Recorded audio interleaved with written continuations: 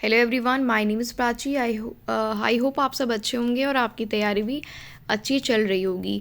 Welcome to Selection Mate. आज हम discuss करेंगे अपनी सेशन में ईवीएस का सेकंड क्लास। और इससे पहले हमारी एक क्लास ईवीएस की हो चुकी है जिसमें हमने किया है कुछ पॉइंट्स को, बहुत इंपॉर्टेंट पॉइंट्स को, और आज हम उनको आगे कंटिन्यू करने जा रहे हैं। तो अगर कल की क्लास आपने नहीं देखी है तो चैनल पर जाकर जल्दी से कल की क्लास को देख लीजिए। ये जो ईवीएस की क्लास है हमारी फोकस है कम्प्लीटली केवीएस पीआरटी के एग्ज़ाम को लेकर के, और कोई भी टीचिंग एग्ज़ाम जिसमें ईवीएस पूछी जाती है उन सभी के लिए इक्वली इम्पॉर्टेंट है। और जो ईवीएस है वो जीएस के पोर्शन को भी कवर करता है किसी भी आपके कॉम्पिटिटिव एग्ज़ाम में। तो अगर आप किसी भी कॉम्पिटिटिव एग्ज़ाम की तैयारी कर रहे हैं और ख़ास करके केवीएस पीआरटी की अगर तैयारी कर रहे हैं तो ये सेशन आपके लिए बहुत इंपॉर्टेंट होने वाला है। ये आपको पता चल जाएगा। इस वीडियो को आपने एंड तक पूरा देखना है, उसके बाद आपको इस सेशन की इंपॉर्टेंस पता चल जाएगी। केवीएस पीआरटी की अगर हम बात करते हैं तो उसमें 20 मार्क्स का ईवीएस यानी कि एनवायरमेंटल साइंस आपसे पूछा जाता है। तो उसकी तैयारी हम यहाँ पर कर रहे हैं। पहले हम कुछ चीज़ें डिस्कस कर रहे हैं पॉइंट टू पॉइंट, उसके बाद कुछ क्वेश्चन आंसर्स डिस्कस करेंगे, और उसके बाद जितने भी पॉसिबल पॉइंट्स हैं या क्वेश्चंस हैं उनको हम सभी को आपके साथ डिस्कस यहाँ पर करेंगे। तो अगर आप हमारे चैनल पर नए हैं या पहली बार विजिट कर रहे हैं तो जल्दी से सब्सक्राइब कर लीजिए और बेल आइकन को भी प्रेस कर लेना, जिससे सभी वीडियोस के आपको नोटिफिकेशन भी मिलते रहें। तो चलिए अब हम आज का सेशन बिना देरी के स्टार्ट करते हैं। आज जो हमारा नेक्स्ट पॉइंट है वो होगा पहला पॉइंट देखिएगा, आपके सामने लिखा हुआ है उष्णकटिबंधीय सदाबहार वन। ये जो होते हैं विषुवत रेखा के निकट उत्तरी और दक्षिणी गोलार्ध में पाए जाते हैं। अगर हम उष्णकटिबंधीय सदाबहार वनों की बात करते हैं तो ये कहाँ पाए जाते हैं? विषुवत रेखा के निकट और उत्तरी व दक्षिणी गोलार्ध में पाए जाते हैं, जहां साल भर तापमान और आर्द्रता काफ़ी उच्च रहती है। अब इन 3 लाइंस में आपको कितने सारे क्वेश्चंस मिल जाएंगे ये आप देख सकते हैं। पहली चीज़, ये कहाँ पर पाए जाते हैं? उष्णकटिबंधीय सदाबहार वन पाए जाते हैं विषुवत रेखा के निकट। दूसरा कहाँ पाए जाते हैं? उत्तरी और दक्षिणी गोलार्ध में, जहाँ पर जो तापमान और आर्द्रता यानी कि टेम्परेचर और ह्यूमिडिटी होती है वो हाई रहती है, काफ़ी उच्च रहती है, और औसत वार्षिक वर्षा जो है यानी कि बारिश जो है वो 200 सेंटीमीटर से अधिक होती है। तो ये चौथा पॉइंट हो गया कि जो औसत वर्षा है, एवरेज जो रेन है वो कितना है? 200 सेंटीमीटर से ज़्यादा है। यहाँ विश्व की सर्वाधिक जैव विविधता पाई जाती है, यानी जो उष्णकटिबंधीय सदाबहार वन है इनमें सबसे ज़्यादा बायोडाइवर्सिटी मिलती है। इसे डोलड्रम की पेटी भी कहा जाता है। तो 5 से 6 क्वेश्चन यहाँ पर आपके कवर हो रहे हैं, और आपसे ये पूछा जाता है कि कौन से वनों में या कहाँ पर विश्व की सर्वाधिक जैव विविधता पाई जाती है। तो आपका आंसर क्या होगा?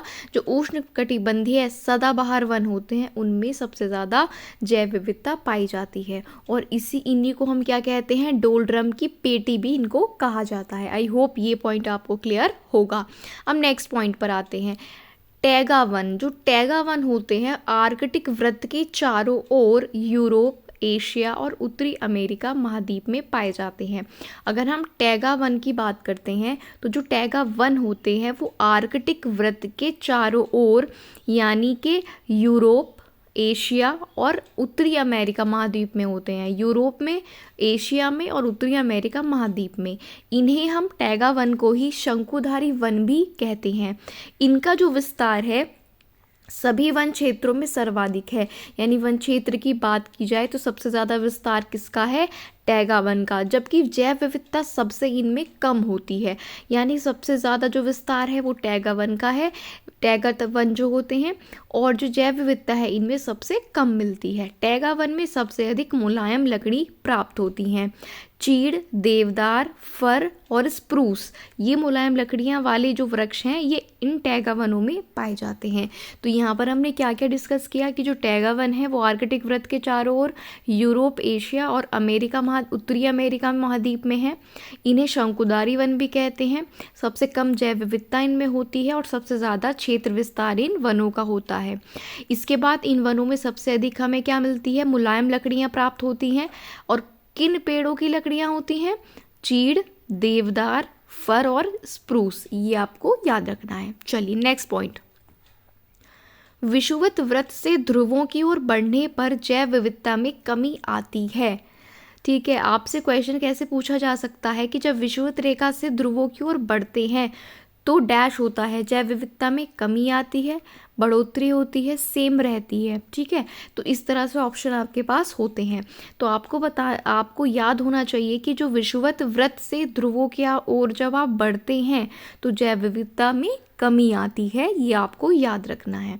नेक्स्ट पॉइंट है, ऊंचाइयों की अपेक्षा घाटियों में जैव विविधता अधिक होती है, यानी कि ऊंचाई पर कम और घाटी जहाँ पर होती हैं वहाँ पर जैव विविधता ज़्यादा होती है। नेक्स्ट पॉइंट कह रहा है, ताप अधिक होने पर जैव विविधता अधिक होती है। जहाँ पर टेम्परेचर ज़्यादा होगा वहाँ बायोडाइवर्सिटी भी ज़्यादा होगी, यानी कि टेम्परेचर ज़्यादा होने पर जैव विविधता भी ज़्यादा होगी। नेक्स्ट पॉइंट क्या कहता है, गाइज अगर आपको पॉइंट्स और एक्सप्लेनेशन अच्छी लग रही है तो वीडियो को लाइक ज़रूर कर दें। क्षारीय मृदा में उगने वाले पौधों को हेलोफाइट्स कहते हैं, हेलोफाइट्स कहते हैं। ठीक है, जो क्षारीय मृदा होती है, ठीक है, बेसिक जो आपकी मृदा होती है, क्षारीय जो मृदा होती है, बेसिक सॉइल, उसमें उगने वाले पौधों को हेलोफाइट्स कहते हैं। हेलोफाइट्स किन्हें कहते हैं? उन पौधों को जो कि क्षारीय मृदा में उगते हैं। लाल रंग प्रकाश संश्लेषण के लिए सबसे उपयुक्त होता है। आपसे पूछा जाए कि जो फोटोसिंथेसिस होती है, प्रकाश संश्लेषण होता है, सबसे इम्पॉर्टेंट कलर उसमें कौन सा होता है, तो आप बोलेंगे लाल रंग का प्रकाश, यानी कि रेड कलर। ठीक है, इसके बाद नेक्स्ट पॉइंट है, लाइकेन छोटी वनस्पतियों का समूह है जो कवक और शैवाल द्वारा निर्मित होता है। ये कई बार आपसे क्वेश्चन पूछा जाता है कि लाइकेन किससे मिलकर बने होते हैं। ठीक है, तो जो लाइकेन्स होते हैं वो कवक और शैवाल से मिलकर बने होते हैं, ये आपको याद रखना है। लाइकेन छोटी वनस्पतियों का समूह होते हैं और ये कवक और शैवाल द्वारा निर्मित होते हैं। नेक्स्ट पॉइंट, दक्षिणी पश्चिमी रूस के घास के मैदानों को स्टेपी कहा जाता है। ठीक है, आपसे पूछा जाता है कि स्टेपी मैदान कहाँ पर पाए जाते हैं। जो स्टेपी घास के मैदान है, तो स्टेपी आपके दक्षिण पश्चिम रूस में। अगर हम वेल्ड कहें तो वेल्ड कहाँ के घास के मैदान होते हैं, तो वेल्ड होते हैं साउथ अफ्रीका, यानी कि दक्षिण अफ्रीका के। और जो कैंपोस होते हैं, ठीक है, जो कैंपोस घास के मैदान हैं, ये होते हैं ब्राज़ील के। देखिए, घास के मैदान से तो एक क्वेश्चन आपको 100% एग्जाम में देखने को मिलता ही है, तो ये आपको ज़रूर याद रखना है। मैंने क्या बताया, जो स्टेपी होते हैं ये रूस में मिलते हैं, दक्षिण पश्चिम रूस में आपको स्टेपी घास के मैदान मिलेंगे। वेल्ड घास के मैदान आपको साउथ अफ्रीका में मिलेंगे और कैंपोस घास के मैदान आपको कहाँ पर मिलेंगे, ब्राज़ील में मिलेंगे। ये आपको याद रखना है, कैंपोस कहाँ पर मिलेंगे, ब्राज़ील में। नेक्स्ट पॉइंट, संयुक्त राज्य अमेरिका के घास के मैदान को प्रेयरी कहते हैं, यानी यूएस। सिंपल याद रखिए, अमेरिका के जो घास के मैदान हैं उनको प्रेयरी कहते हैं। पंपास किन्हें कहते हैं, ये कहते हैं दक्षिण अमेरिका को। ठीक है, जो पूरा यूएसए है उसके घास के मैदान को प्रेयरी कहते हैं, लेकिन जो साउथ अमेरिका है, दक्षिण अमेरिका, उसके घास के मैदानों को पंपास कहा जाता है। दक्षिण अमेरिका के घास के मैदानों को पंपास कहा जाता है। ऑस्ट्रेलिया के घास के मैदानों को डाउन्स कहा जाता है। ठीक है, ऑस्ट्रेलिया के घास के मैदान क्या कहलाते हैं, डाउन्स कहलाते हैं। न्यूजीलैंड के घास के मैदान को कैंटरबरी कहा जाता है। न्यूजीलैंड के जो घास के मैदान हैं उनको कैंटरबरी कहा जाता है। तो यहाँ पर आपके जो घास के मैदान इंपॉर्टेंट हैं वो सारे रिवाइज हो चुके हैं। ठीक है, देखिए हमारे जो सेशन में, चाहे वो 10 मिनट का हो या 15 मिनट का हो या 5 मिनट का हो, उसमें सिर्फ इम्पॉर्टेंट जो डिस्कशन होगा वो आपके एग्ज़ाम को लेकर होगा।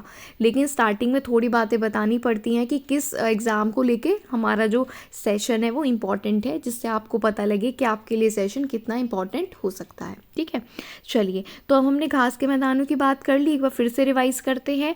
स्टेपी घास के मैदान दक्षिण पश्चिमी रूस, वेल्ड घास के मैदान साउथ अफ्रीका, कैंपोस घास के मैदान ब्राज़ील, प्रेयरी घास के मैदान यूएसए, पंपास घास के मैदान दक्षिण अमेरिका यानी कि साउथ अमेरिका में पंपास, और डाउन्स के जो घास के मैदान हैं वो ऑस्ट्रेलिया में, और कैंटरबरी के घास के मैदान न्यूजीलैंड में। तो कैंटरबरी कहाँ पर? न्यूजीलैंड में। तो चलिए यहाँ तक आपको मेरी कोशिश ये है कि मैं आपको आपके माइंड में इन चीज़ों को सेट करते हुए चलूँ, ठीक है, जिससे आपको कहीं अगर ये क्वेश्चन दिखे तो तुरंत आप इसका आंसर क्लिक कर दें। नेक्स्ट पॉइंट, पौधे क्लोरोफिल की उपस्थिति में सूर्य के प्रकाश द्वारा जल और ऑक्सीजन को ग्लूकोज में बदलते हैं। ठीक है, जो पौधे होते हैं, प्लांट्स होते हैं, वो क्लोरोफिल की प्रेजेंस में सूर्य के प्रकाश की हेल्प से जल और ऑक्सीजन को, ठीक है, वाटर और ऑक्सीजन को किस में चेंज करते हैं? ग्लूकोज में। सूर्य के प्रकाश को रासायनिक ऊर्जा के रूप में संचित कर अन्य जीवों के लिए भोजन उत्पादित करने के गुण के कारण ही हरे पौधों को प्राथमिक उत्पादक कहा जाता है। आपने ये सुना होगा कि प्राथमिक उत्पादक क्या होते हैं, ठीक है, या प्राथमिक उपभोक्ता, द्वितीयक उपभोक्ता, ये क्या होते हैं? तो यहाँ पर आपको ये भी पता चल चुका है, आपको पता होगा प्राथमिक उत्पादक होते हैं पौधे। और क्यों होते हैं ये भी हमने यहाँ पर पढ़ा। तो पौधे क्या करते हैं? क्लोरोफिल की प्रेजेंस में, ठीक है, सूर्य के प्रकाश के द्वारा जल और ऑक्सीजन को किस में चेंज करते हैं? ग्लूकोज में। सूर्य के प्रकाश को बदलते हैं रासायनिक ऊर्जा में और उसके रूप में संचित करके अन्य जीवों के लिए भोजन बनाते हैं, इसीलिए पौधों को प्राथमिक उत्पादक कहा जाता है। नेक्स्ट पॉइंट, जो जीव अपने भोजन के लिए केवल प्राथमिक उत्पादों पर निर्भर होते हैं, ठीक है, हाँ, तो ये पौधे तो होते हैं प्राथमिक उत्पादक, और जो इन प्राथमिक उत्पादकों पर निर्भर होते हैं उनको कहा जाता है प्राथमिक उपभोक्ता, यानी कि शाकाहारी, है ना। जो जीव अपने खाने के लिए इन पौधों पर यानी कि प्राथमिक उत्पादकों पर निर्भर होते हैं उन्हें प्राथमिक उपभोक्ता या हम शाकाहारी कहते हैं। जिसमें शाकाहारी कौन कौन होते हैं? चूहा, खरगोश, गाय, हिरन और बकरी, ये क्या होते हैं? शाकाहारी, यानी कि प्राथमिक उपभोक्ता। इन्हें हम द्वितीयक उत्पादक भी कहते हैं क्योंकि ये दूसरे अगले वाली चेन के लिए, चेन में जो अगले वाले लोग हैं उनके लिए क्या बन जाते हैं? द्वितीयक उत्पादक, ठीक है। अब वो जीव जो अपने भोजन के लिए इन प्राथमिक उपभोक्ताओं पर निर्भर करते हैं उनको हम कहते हैं द्वितीयक उपभोक्ता, और उनको मांसाहारी भी हम कहते हैं। अब जो इन द्वितीयक उपभोक्ताओं को अपना भोजन बनाते हैं वो होते हैं तृतीयक श्रेणी के उपभोक्ता, ठीक है। जो इन द्वितीय उपभोक्ताओं को अपना भोजन बनाएंगे वो तीसरी श्रेणी के क्या हो जाते हैं?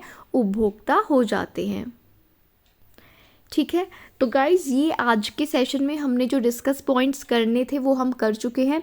अब आपको अगर ये पॉइंट्स अच्छे से क्लियर हुए हैं तो वीडियो को लाइक कर दीजिए और चैनल को सब्सक्राइब भी कर लीजिए। कमेंट करके भी ज़रूर बताना कि आपको पॉइंट्स अच्छे से क्लियर हुए हैं या नहीं। बाकी अगर आपके कोई सजेशंस हैं, कोई डाउट्स हैं, तो उनको भी आप कमेंट बॉक्स में लिख के हमसे पूछ सकते हैं और हमें बता सकते हैं। और डिस्क्रिप्शन में हमारे टेलीग्राम चैनल का लिंक है, वहाँ पर जाकर भी आप अपने कोई भी एग्ज़ाम रिलेटेड डाउट्स, किसी भी सब्जेक्ट रिलेटेड डाउट्स हमसे पूछ सकते हैं। और ज़रूर बताना कमेंट करके कि आपको वीडियो कैसा लगा। और जाने से पहले आपको थोड़ा सा एफर्ट्स मेरे लिए करना होगा इस चैनल के लिए कि आप इस वीडियो को ज़्यादा से ज़्यादा शेयर कर दें, जिससे ज़्यादा से ज़्यादा लोग इसको देख लें। छोटा सा प्रयास है मेरा कि मैं आप लोगों को अच्छे से एक्सप्लेन करूँ, चीज़ें चाहे कम हो लेकिन आपको वहीं पर लर्न हो जाए, वहीं पे आपके माइंड में सेट हो जाए। मेरी यही कोशिश रहेगी हर सेशन में। तो आप इस वीडियो को ज़्यादा से ज़्यादा शेयर ज़रूर कर दें। और आज के लिए इतना ही रखते हैं, पढ़ते रहिए। Thank you for watching the video.